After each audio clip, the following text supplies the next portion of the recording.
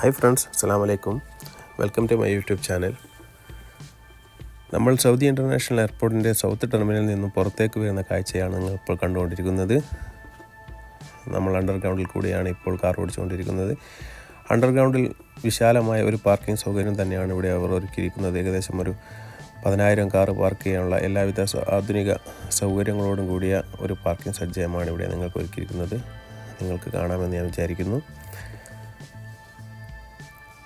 തീർച്ചയായും Saudi international എയർപോർട്ടിൻ്റെ പുതിയ സൗത്ത് ടെർമിനൽ എന്ന് പറയുന്നത് അത്യാധുനിക സജ്ജീകരണങ്ങളോട് കൂടിയ എല്ലാവിധ വിദേശികളെയും അതുപോലെ തന്നെ ഹജ്ജ് യാത്രക്കാരെയും ഉംറക്കാരെയും എല്ലാം ഉൾക്കൊള്ളാൻ പറ്റിയ ഒരു ടെർമിനലാണ് ഇവിടെ സജ്ജീകരിച്ചിട്ടുള്ളത്.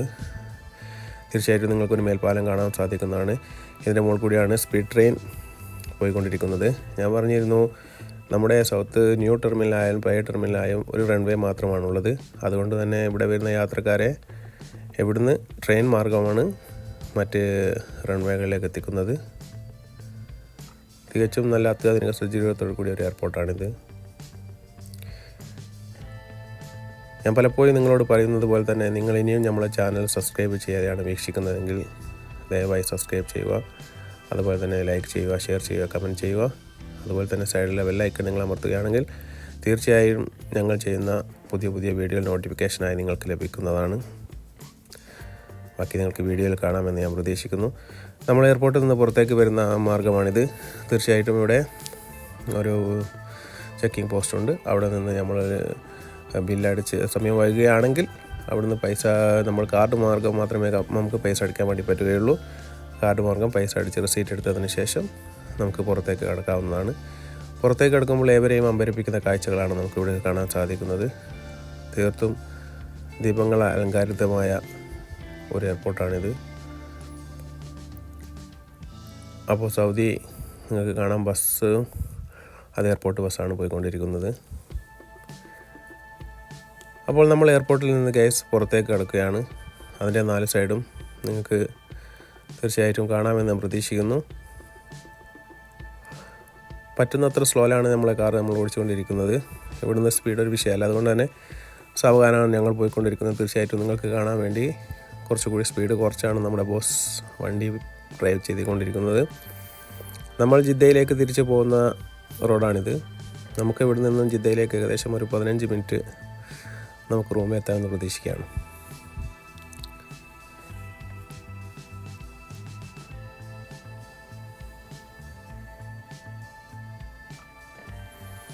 തീർച്ചയായിട്ടും നിങ്ങൾക്ക് നല്ല യാത്രാനുഭവമാണ് ഞങ്ങളെ വീഡിയോ നൽകുന്നത് എങ്കിൽ തീർച്ചയായിട്ടും നിങ്ങൾ ഞങ്ങളെ അറിയിക്കണം. തീർച്ചയായിട്ടും നിങ്ങളുടെ നിർദ്ദേശങ്ങളും അഭിപ്രായങ്ങളെല്ലാം കമൻറ്റായി രേഖപ്പെടുത്തുക. എന്നാലേ തിരിച്ചും നമ്മളെ അടുത്ത വീഡിയോയിൽ നമുക്ക് തീർച്ചയായിട്ടും എന്തെങ്കിലും ന്യൂനതകൾ ഉണ്ടെങ്കിൽ തീർച്ചയായിട്ടും അത് നമുക്ക് തിരുത്തിയിട്ട് ഇൻഷാ അല്ലാഹ് അടുത്ത വീഡിയോയിൽ ഞങ്ങൾ പുതിയ നിങ്ങളെ മാർഗ്ഗനിർദ്ദേശങ്ങൾ അനുസരിച്ചുള്ള വീഡിയോ ആയിട്ട് വരുന്നതായിരിക്കും. അതുപോലെ തന്നെ നിങ്ങളുടെ സപ്പോർട്ടാണ് നമുക്ക് വേണ്ടത്. പുതിയ യൂട്യൂബേഴ്സിന് ഏറ്റവും പ്രധാനമെന്ന് പറഞ്ഞാൽ നിങ്ങളുടെ സപ്പോർട്ടാണ്. നിങ്ങളുടെ സപ്പോർട്ടില്ലെങ്കിൽ ആർക്കും പിടിച്ചു നിൽക്കാൻ വേണ്ടി പറ്റുകയില്ല. തീർച്ചയായിട്ടും നിങ്ങളുടെ സപ്പോർട്ടുകളെല്ലാം തന്നെ അതുപോലെ തന്നെ ലൈക്കായും ഷെയറായും കമൻറ്റായും സബ്സ്ക്രൈബായും രേഖപ്പെടുത്തുക. അതുപോലെ ജിദ്ദയെ സ്നേഹിക്കുന്ന അല്ലെങ്കിൽ ഗൾഫിനെ സ്നേഹിക്കുന്ന അല്ലെങ്കിൽ യാത്രയെ സ്നേഹിക്കുന്ന നല്ലവരായ ആൾക്കാരിലേക്ക് ഞങ്ങളെ വീഡിയോ നിങ്ങൾ ഷെയർ ചെയ്യുക. അപ്പോൾ നമ്മൾ ഏകദേശം എയർപോർട്ടിൽ നിന്ന് പുറത്തേക്ക് കടക്കാനായി. എയർപോർട്ടിൻ്റെ ഉള്ളിൽ നിന്നും ഏകദേശം നമ്മൾ മെയിൻ റോഡിലേക്ക് ഒരു 10 മിനിറ്റ് യാത്ര ചെയ്യാനുണ്ട്. അത്രയും വലിയ എയർപോർട്ടാണ്. അതുകൊണ്ട് തന്നെ കുറച്ച് ദൂരം നമുക്ക് ഡ്രൈവ് ചെയ്യേണ്ടതായിട്ടുണ്ട്. തീർച്ചയായിട്ടും സൈഡിലുള്ള കാഴ്ചകളെല്ലാം നിങ്ങൾക്ക് കാണുമെന്ന് പ്രതീക്ഷിക്കുന്നു.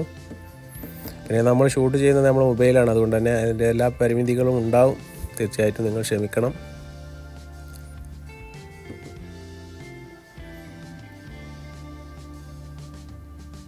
ബാക്കി ഭാഗം നിങ്ങൾ കാണുന്നു എന്ന് പ്രതീക്ഷിക്കുകയാണ്. തീർച്ചയായിട്ടും ഈ വീഡിയോ നിങ്ങൾ സ്കിപ്പ് ചെയ്യാതെ തീർച്ചയായിട്ടും കാണണം. തീർച്ചയായിട്ടും ഒരുപാട് നല്ല കാഴ്ചകളും അതുപോലെ തന്നെ നല്ല സ്ഥലങ്ങളും അതുപോലെ തന്നെ നല്ല വിവരണങ്ങളുമായി തീർച്ചയായിട്ടും ഞാൻ അടുത്തൊരു വീഡിയോയിൽ ഇനിയും വരുന്നതായിരിക്കും ഇൻഷാ അല്ലാഹ്. അതുപോലെ തന്നെ നമ്മൾ എയർപോർട്ടിൻ്റെ അകത്തു നിന്നുള്ള ചിത്രീകരണം നമ്മൾ ചെയ്തിട്ടുണ്ട്. ഇൻഷാ അല്ലാഹ് അത് അടുത്ത വീഡിയോയിൽ ഇടാമെന്ന് പ്രതീക്ഷിക്കുന്നു. ഒരുപാട് ലെങ്തായി പോകും വീഡിയോ എന്ന് ഒരു കാരണം കൊണ്ടാണ് നമ്മൾ ഇതിൽ ഉൾപ്പെടുത്താത്തത്. സൗദി ഇപ്പോൾ പഴയ സൗദി അല്ല, പുതിയ സൗദിയാണ്. അത് സന്തോഷ് കുളങ്ങര അദ്ദേഹത്തിൻ്റെ യാത്ര എന്ന ചാനൽ പറയുന്നത് ഞാൻ ശ്രദ്ധിച്ചിട്ടുണ്ട്.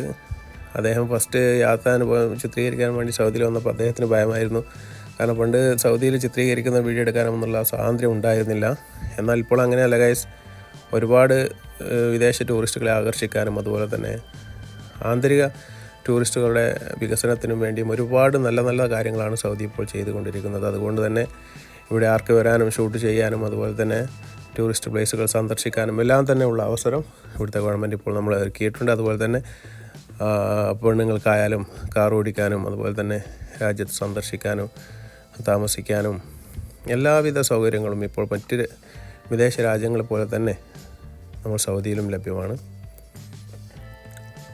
എന്നാലും സൗദിയിൽ ചില നിർദ്ദേശങ്ങളും കാര്യങ്ങളും ഒക്കെ ഉണ്ട്. അതുകൊണ്ട് നിങ്ങൾ വരുന്നുണ്ടെങ്കിൽ തീർച്ചയായിട്ടും ഇവിടുത്തെ നിയമങ്ങളും അതുപോലെ തന്നെ മറ്റു കാര്യങ്ങളും അറിയുന്ന ഒരാളെ നിങ്ങൾ ഒപ്പരം കൂടുന്നത് തീർച്ചയായിട്ടും നന്നായിരിക്കും. ഇനിയും സന്ദർശിക്കാൻ നിങ്ങൾ ആഗ്രഹിക്കുന്നുണ്ടെങ്കിൽ തീർച്ചയായിട്ടും അതിൻ്റെ കൂട്ടത്തിൽ ജിദ്ദയെ കൂടി സന്ദർശിക്കുക.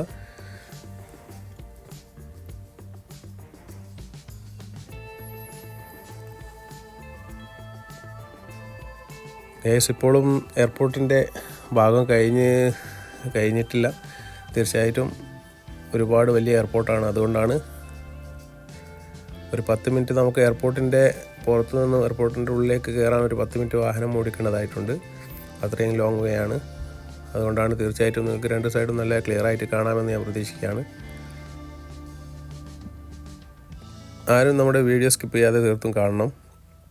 തീർച്ചയായിട്ടും നിങ്ങൾക്ക് ഇഷ്ടപ്പെടുകയാണെങ്കിൽ തീർച്ചയായിട്ടും നിങ്ങളുടെ ഫാമിലിക്കും അതുപോലെ തന്നെ നിങ്ങളുടെ ഫ്രണ്ട്സിനും അതുപോലെ ബാക്കിയുള്ള എല്ലാ ഗ്രൂപ്പുകളിലേക്കും നമ്മുടെ വീഡിയോ ഷെയർ ചെയ്ത് നമ്മളെ പ്രോത്സാഹിപ്പിക്കണം.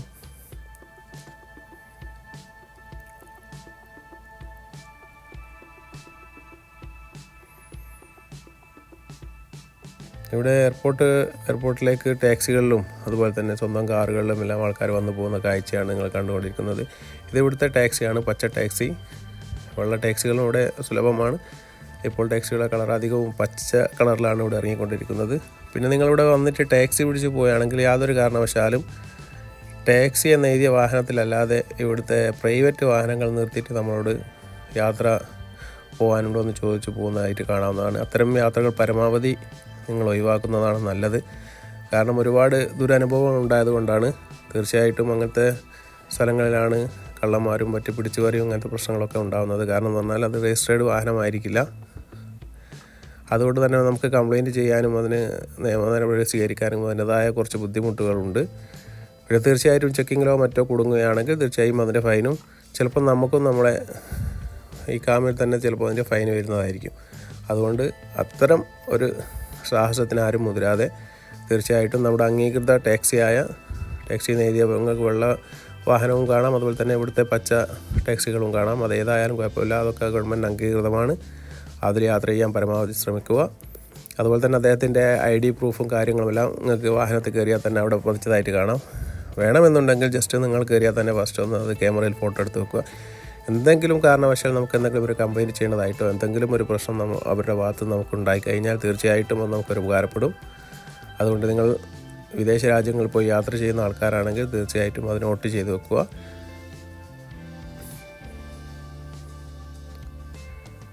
കാരണം എല്ലാവർക്കും ആവശ്യം വരില്ല, എന്നാലും എന്തെങ്കിലും ആവശ്യം വന്നു കഴിഞ്ഞാൽ തീർച്ചയായിട്ടും നമുക്ക് എന്താകാം, അത് അവിടുത്തെ നിയമ സംവിധാനവുമായി ബന്ധപ്പെട്ട് പെട്ടെന്ന് തന്നെ ഒരു പരിഹാരം ഉണ്ടാക്കിയെടുക്കാൻ സാധിക്കുന്നതാണ്. ഗൈസ്, ഇപ്പോഴും നമ്മുടെ എയർപോർട്ടിൻ്റെ ഭാഗങ്ങൾ കഴിഞ്ഞിട്ടില്ല. ഇപ്പോഴും എയർപോർട്ടിൻ്റെ അതിർത്തി കൂടി തന്നെയാണ് നമ്മൾ സഞ്ചരിച്ചു കൊണ്ടിരിക്കുന്നത്.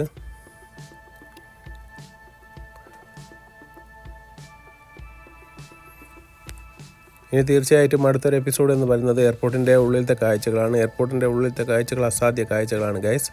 തീർച്ചയായിട്ടും ഇത് ഒരുപാട് ലെങ്തായി പോകുന്ന കാരണം കൊണ്ടാണ് ഞാൻ ഇതിൽ ഉൾപ്പെടുത്താത്തത്. അടുത്തൊരു വീഡിയോയുമായി ഞാൻ ഇൻഷാ അല്ലാഹ് വരുന്നതായിരിക്കും. തീർച്ചയായിട്ടും നിങ്ങൾക്ക് ഈ വീഡിയോ ഇഷ്ടപ്പെടുകയാണെങ്കിൽ ലൈക്ക് ചെയ്യുക, ഷെയർ ചെയ്യുക, കമൻറ്റ് ചെയ്യുക. അതുപോലെ തന്നെ നിങ്ങളുടെ ഫാമിലി ഗ്രൂപ്പുകളിലേക്കും മറ്റ് ഫ്രണ്ട്സ് ഗ്രൂപ്പിലേക്കും please share and support me. Okay, അസ്സലാമു അലൈക്കും. ഇൻഷാ അല്ലാഹ് അടുത്ത ദിവസം തന്നെ ഒരു അടുത്ത വീഡിയോയുമായി ഞാൻ വരുന്നതായിരിക്കും.